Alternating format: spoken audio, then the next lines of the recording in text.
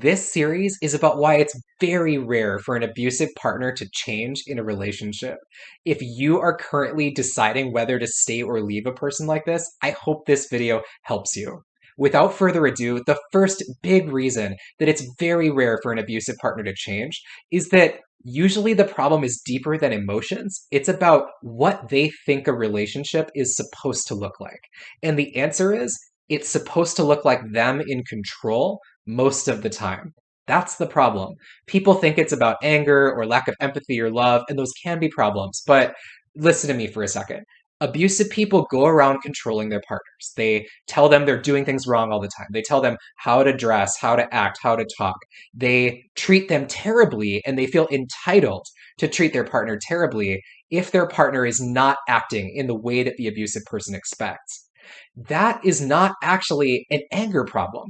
It's a belief that they have about how their role is supposed to function in the relationship. It's this deeply unfair belief. It also often goes with lots of other unfair beliefs, like they're not supposed to do most of the work. That's often a common dynamic. They're not supposed to be criticized. That's a common dynamic, right? It's very uneven and it's very skewed towards them. So this is why it's so hard to change is that you can go to anger management therapy all day, but you can have a calm person who still believes all those things and still acts and speaks and reacts abusively. You can have an abusive person who experiences lots of love and empathy for their partner, but ultimately that's what they think love is when they love someone, they control them. That's how they act towards them because that's their expectation about roles and relationships. And that's why it's so hard to change. There's other reasons too, but that's one of the biggest ones. It's a deep seated how they think about relationships. Okay, so that's the first big one.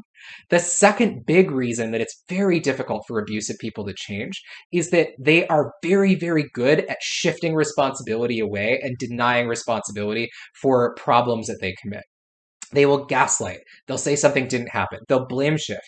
They'll say, well, I only did that because you did this, and that set me off, and that triggered me. They'll minimize. They'll say, oh, it happened, but you're overreacting. It's not that bad.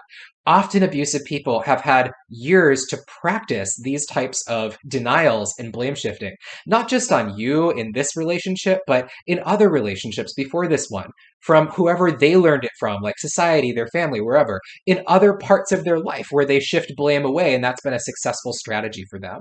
And when that's your go to strategy, shifting and denying and minimizing blame, it's very hard to ever get somebody to truly change because they're not even doing the first step, which is deeply admitting and accepting responsibility. That's it. This will be a series. Please check out the links below for part 2 of the series on why it's so hard for abusive partners to change. If you're new to the channel, I invite you to check out the links in the channel below for other helpful content on processing emotions, leaving abusive relationships, can abusive people change, all that other good stuff. Thanks so much for watching and good luck with your situation.